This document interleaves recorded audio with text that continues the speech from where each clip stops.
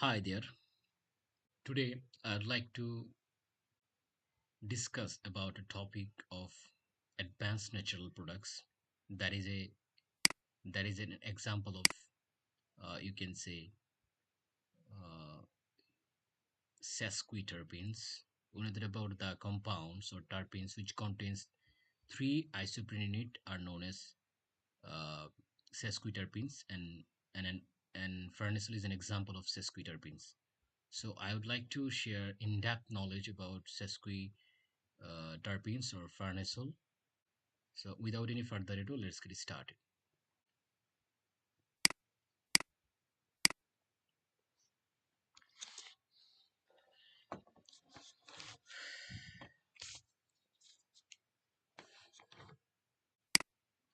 So guys, this was our last lecture, classification of terpenes with selected examples. But today I would like to give an example, a presentation or discussions of farnesyl.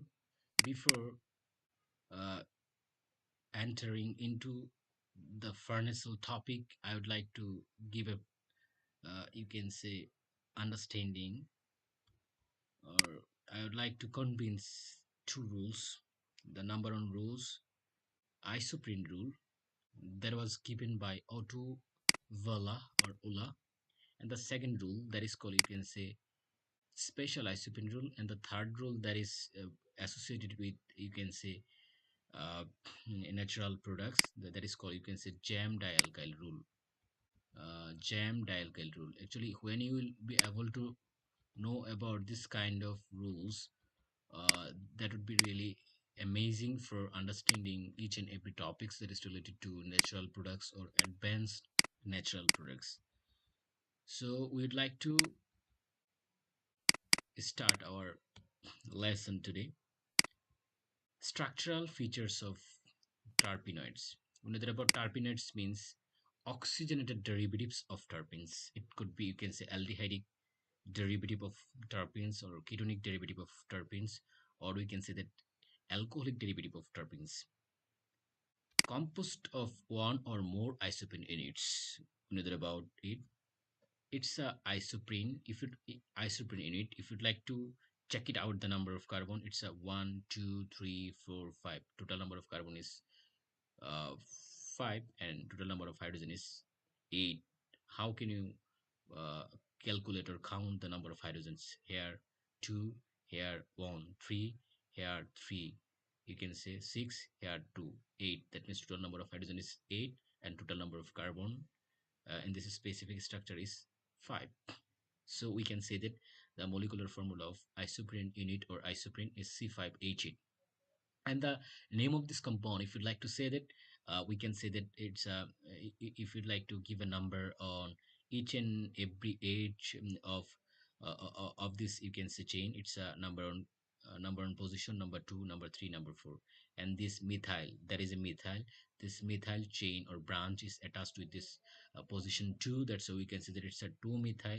And in the you can say parent chain, we can say that it's a 1, 2, 3, 4.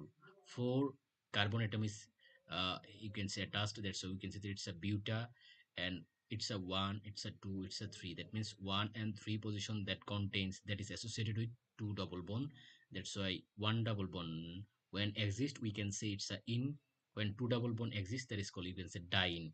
In position 1 and in position 3, diene attached, we can say that it's a 2 methyl buta 1 3 diene. That is the you can say name of isoprene. Right now I would like to show isoprene unit that was given by Otto Ola. All natural terpenoids are composed of one or more isoprene units. We know that about it. That is a you can say isoprene.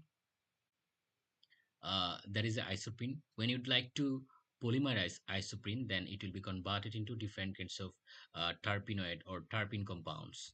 It's you can say when you'd like to polymerize a larger amount of isoprene in it, then you'll be able to get you can say polyterpenoid or polyterpenes. It is an example of polyterpenes. We know that about it's a polyterpene. It's the you can say molecular formula of polyterpenes.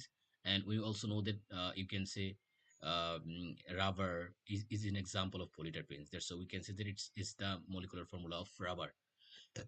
So Otto Olav actually has given a rule that was about, uh, you can say, isoprene unit. We know that about all natural terpenoids are composed of one or more isoprene units. That is the rule of isoprene, or Otto Ola. That is the isoprene rule of Otto Ola.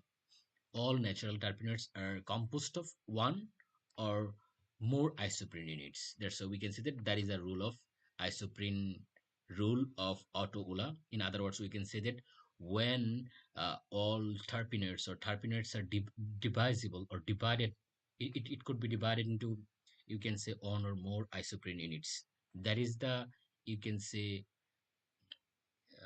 gist of isoprene rule that was given by Otto-Ola. And the next rule that is called, you can say, spatial isoprene rule. What was spatial isoprene rule?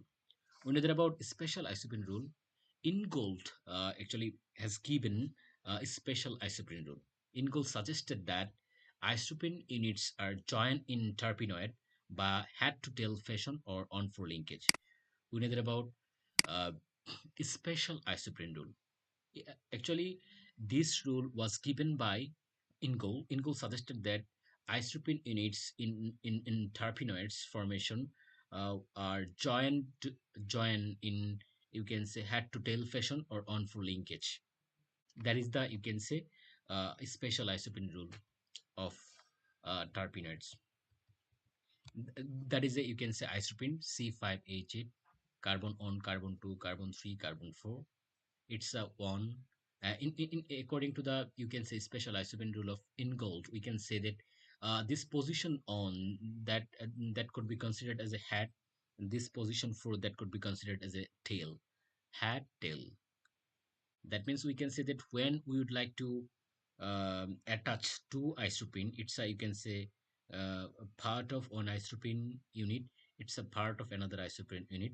If we number this isoprene unit, it would be 1 2 3 4. When we would like to give a number, when you would like to apply numbering system, then we can say that it's a 1 2 3 4. Here actually here, and double bond was exist here, another double bond was exist. But when you would like to attach two isoprene unit, obviously this double bond will be this, you can say, double bond will be broken, this double bond will be broken. And when a free hand will be, when a hand will be available or free, when another hand will be available or free to connected or to be connected, then obviously here, you can say, a connection will be created, a bond will be created. And when such kind of attachment will be occur in case of, you can say, isoprene unit attachment, then we'll be able to observe, we'll be able to see, actually here will be one for linkage or head to tail fashion will be visible. So we can say that in case of isoprene unit attachment, we'll be able to see, uh, position on and position 4 will be attached with each other, or you can say head will be attached with a tail of the another isoprene unit. That is the special isoprene rule that was given by Ingold. So guys, that is the, you can say, number two rule that could help us to understand the in-depth knowledge of, you can say, terpenes or terpenoids. According to special isoprene rule, myrcene, we can say that it's a 1 2 3 4. It is an, you can say, isoprene unit 1 2 3 4. Another isoprene unit 1 2 3 4. Actually this isoprene unit are connected by this bond. It's a, you can say, position 1, we consider it's a head. Position on we can label as a head, and that is a position 1 2 3 1 2 3 4. It a position 4 that we can consider as a tail. It's a head, it's a tail. That means we can say that one isoprene unit connected with another isoprene unit by head to tail fashion or by a 1 4 linkage. That is the, you can say, gist of special isoprene rule that was given by Ingold. So guys, that is the, you can say, isoprene rule we have seen in case of myrcene. When you'd like to see limonene is an example of monoterpenes. We can show special isoprene rule in case of limonene. It's a 1 2 3 4. It's a one isoprene unit. It's a 1 2 3 4. It's another isoprene unit. This you can say uh, one numbered carbon. These four number carbon will be connected with each other by a 1,4 linkage, or we can say that it position on that could be labeled as a, you can say, head, and position 4 that could be labeled as a T or tail. We can say that in case of limonene, 1 2 3 4, 1 2 3 4. That means we can say that this isoprene unit that contains position 4, and this isoprene unit that contains position on, by a position 1 and by a position 4, actually this connection or this bond is, you can say, build up. Or we can say that limonene, in case of limonene, actually two isoprene unit are connected or attached by a on 4 linkage or head to tail fashion. We can also show in the following way: 1 2 3 4. In case of limonene, we can show the leveling in the following way: 1 2 3 4. It's a, you can say, one isoprene unit numbering tungsten, and we can level as, you can say, 1 2 3 4. That is another isoprene unit numbering is done. When you'd like to see that it's a position 1, it's a position 4. Actually, these isoprene unit, this isoprene units position on, and this isoprene units position 4. That means this isoprene units head and this isoprene units tail are connected by this bond, and in this way we can say that you can say these two isopenides are connected or attached by on-4 linkage or head to tail fashion. So guys, this is the special isopenide rule example in case of, you can say, myrcene limonene. And we have shown you actually in case of limonene two alternative way to show the special isoprene rule. So guys, that is the third part of third rule of terpenes or terpenes. That could be really helpful for you for understanding in-depth knowledge, or for getting insight about, you can say, terpenes or terpenes. Jam dialkyl rule, you have to keep in your mind to understand natural products or natural product chemistry, jam dialkyl rule, because it is an amazing to understand a natural product. In Gold in 1921, uh, actually has given this jam dialkyl rule. Actually, stability of geminal dialkyl group in terpene rings, uh, that means Ingold in 1921 has given a rule for geminal dialkyl containing terpenes. Actually, when a compound which contain geminal dialkyl ring, and actually which have six-membered ring, actually this kind of geminal dialkyl that will destabilize the six-membered ring. So you can say it's a alkyl, it's a alkyl, it's an another alkyl, it's a methyl, it's an another methyl. There, so we can see that it's a two methyl groups are attached with the same carbon.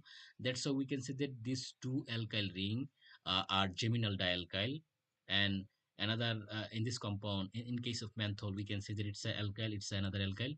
Two alkyl rings connected with the same carbon atom. That's how we can say that it's a two alkyl or dialkyl are geminal dialkyl. It's not the vicinal dialkyl. When two alkyl ring are attached in neighboring two carbon atoms, then we can say that such kind of dialkyl are, you can say, vicinal dialkyl, but it is a, you can say, geminal dialkyl. In case of geminal dialkyl containing, you can say, terpene or terpenate or ring structures, when a six-membered ring contains, you can say, geminal dialkyl, the presence of geminal dialkyl that destabilizes the six-membered ring. On the other hand, if you'd like to see that, uh, actually in case of it's a, you can say, it's a geminal dialkyl, it's another geminal dialkyl, it's another geminal dialkyl. When you'll be able to see that, actually, uh, in case of three, four or five membered rings, when geminal dialkyl are present, actually the presence of geminal dialkyl that will stabilize the three, four and five member rings. So that is the, you can say, uh, gist of gem dialkyl rule or geminal dialkyl rule. So we can say that actually, in case of a six membered ring, Actually, the presence of geminal dialkyl will destabilize the six-membered ring. The presence of geminal dialkyl in case of three, four, and five-membered ring will stabilize. So that is the overview. That is the, you can say, gist of geminal dialkyl rules. So guys, that's this all about today. We'd like to go in the next portion in our next class. So guys, this is all about today. Thank you for watching this video. Stay tuned, stay connected with this channel. Hit the subscribe button and press the bell icon for watching this kind of videos. Assalamu alaikum.